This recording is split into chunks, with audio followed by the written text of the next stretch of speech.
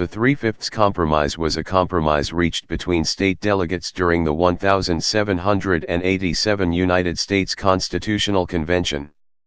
The debate was over whether, and if so, how, slaves would be counted when determining a state's total population for legislative representation and taxing purposes. The issue was important, as this population number would then be used to determine the number of seats that the state would have in the United States House of Representatives for the next 10 years. The effect was to give the southern states a third more seats in Congress and a third more electoral votes than if slaves had been ignored, but fewer than if slaves and free persons had been counted equally, allowing the slaveholder interests to largely dominate the government of the United States until 1861.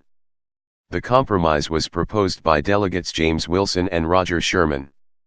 Enactment. The convention had unanimously accepted the principle that representation in the House of Representatives would be in proportion to the relative state populations. However, since slaves could not vote, leaders in slave states would thus have the benefit of increased representation in the House and the Electoral College.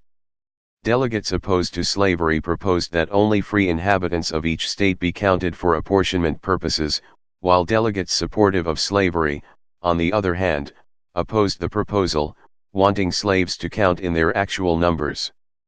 The compromise that was finally agreed upon of counting all other persons as only 3/5 of their actual numbers reduced the representation of the slave states relative to the original proposals, but improved it over the northern position.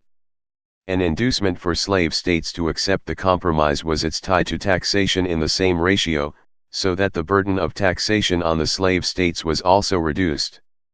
The Three-Fifths Compromise is found in Article 1, Section 2, Clause 3 of the United States Constitution, which reads: "Representatives and direct taxes shall be apportioned among the several states which may be included within this Union, according to their respective numbers, which shall be determined by adding to the whole number of free persons, including those bound to service for a term of years, and excluding Indians not taxed, 3/5 of all other persons."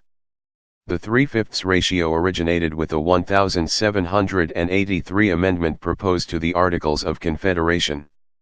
The amendment was to have changed the basis for determining the wealth of each state, and hence its tax obligations, from real estate to population, as a measure of ability to produce wealth.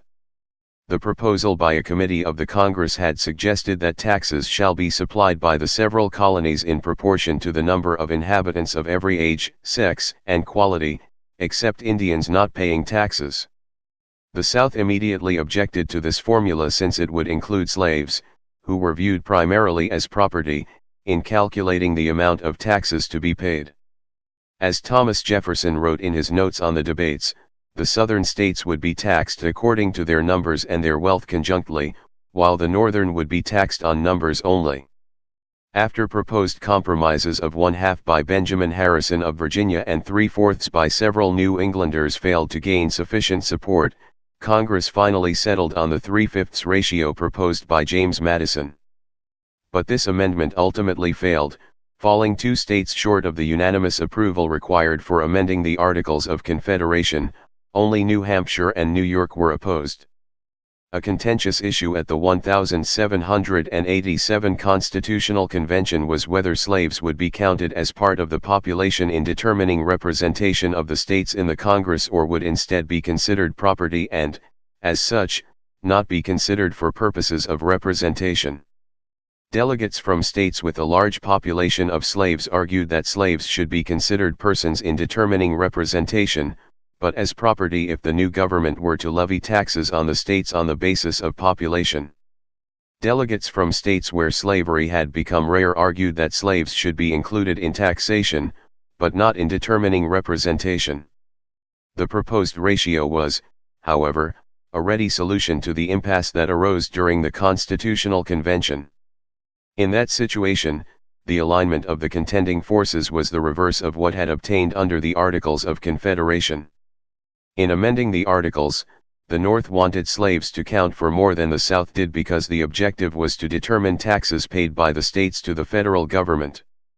In the Constitutional Convention, the more important issue was representation in Congress, so the South wanted slaves to count for more than the North did. Much has been said of the impropriety of representing men who have no will of their own. They are men, though degraded to the condition of slavery. They are persons known to the municipal laws of the states which they inhabit, as well as to the laws of nature. But representation and taxation go together. Would it be just to impose a singular burden, without conferring some adequate advantage? Alexander Hamilton. Impact before the Civil War. The 3/5 Compromise gave a disproportionate representation of slave states in the House of Representatives relative to the voters in free states until the American Civil War. In 1793, for example, Southern slave states had 47 of the 105 members but would have had 33, had seats been assigned based on free populations. In 1812, slave states had 76 out of 143 instead of the 59 they would have had. In 1833, 98 out of 240 instead of 73.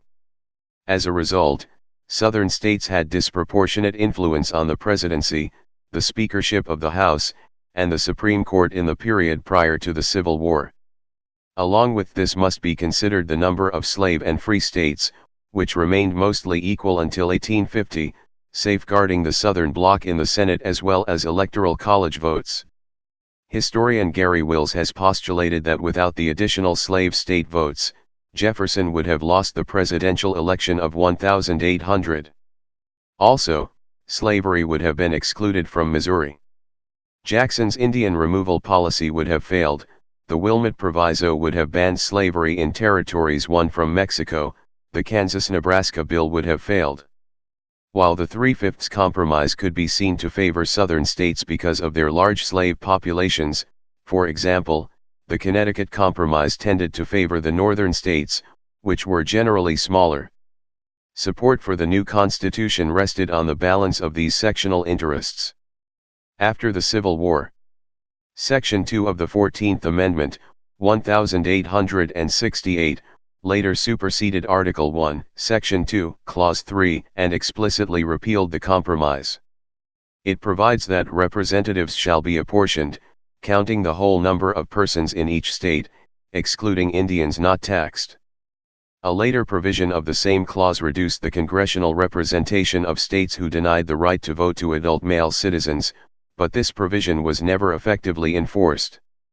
The 13th Amendment, passed in 1865, had already eliminated almost all persons from the original clause's jurisdiction by banning slavery.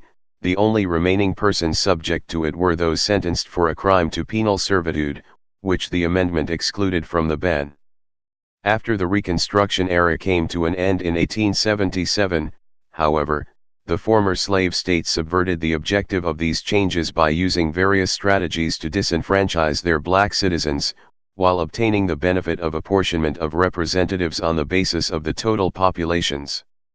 These measures effectively gave white Southerners even greater voting power than they had in the antebellum era, inflating the number of Southern Democrats in the House of Representatives as well as the number of votes they could exercise in the Electoral College in the election of the president.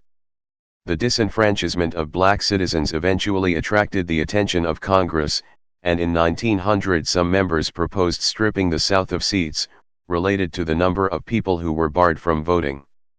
In the end, Congress did not act to change apportionment, largely because of the power of the Southern Bloc. The Southern Bloc comprised Southern Democrats voted into office by white voters and constituted a powerful voting bloc in Congress until the 1960s.